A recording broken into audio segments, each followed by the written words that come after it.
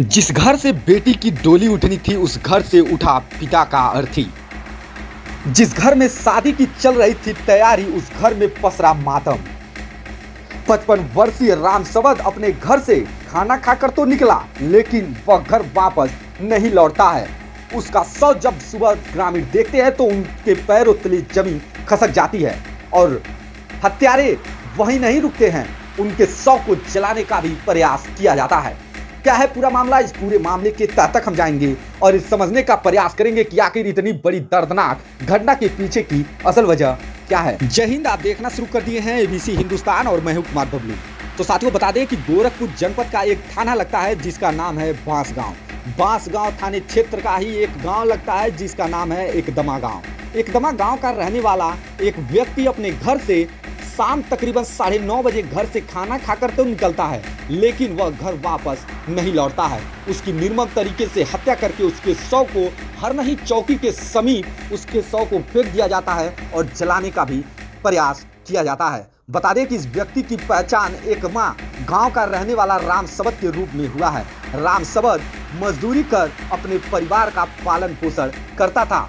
एकमा मैं बता दूं कि रामसवद के 3 बेटे और 2 बेटियां हैं। 2 बेटियों में एक बेटी की शादी वह पहले कर चुका था और एक बेटी की शादी 16 अप्रैल को होनी थी लेकिन बेटी के शादी के पहले उठ गई पिता की अर्थी।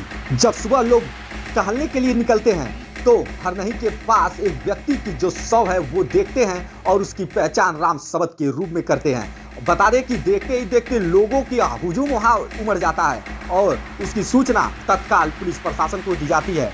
पुलिस प्रशासन मौके पर पहुंच करके उस व्यक्ति की शिनाख्त कर उसे पोस्टमार्टम के लिए भेज दिया जाता है। लेकिन अब बड़ी बात यह है कि मुख्यमंत्री के शहर में आए दिन इस तरीके की घटनाएं देखने को मिल रही हैं। अभी बेलघाट थाने क्षेत्र के ही एक व्यक्ति के थार के ऊपर ताबड़तोड़ गोलियां बरसाई गई।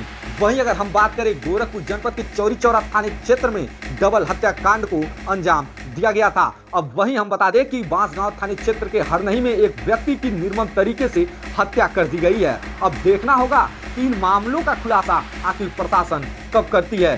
चौरी चौरा हत्याकांड का जो अभी गुत्थी सुलझा ही नहीं था तब तक बांसगांव थाने क्षेत्र में एक बड़ी घटना देखने को मिल रही है। अब बता दें कि उस 55 वर्षीय व्यक्ति रामसवद के शव को जलाने का भी प्रयास किया गया था लेकिन उसका चेहरा साफ तरीके से दिख रहा था जिससे उसकी पहचान की जा सकी।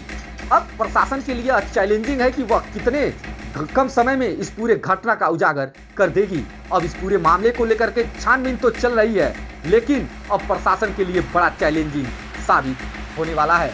इस पूरे मामले को लेकर के अपनी जो प्रतिक्रिया है वो आप हमें कमेंट बॉक्स में कमेंट करके जरूर दीजिएगा। बाकी देश दुनिया की तमाम खबरों के लिए आप हमारे साथ बने रहें। इस पूरे घटना का पल पल का अपडेट आप तक पहुंचाते रहेंगे।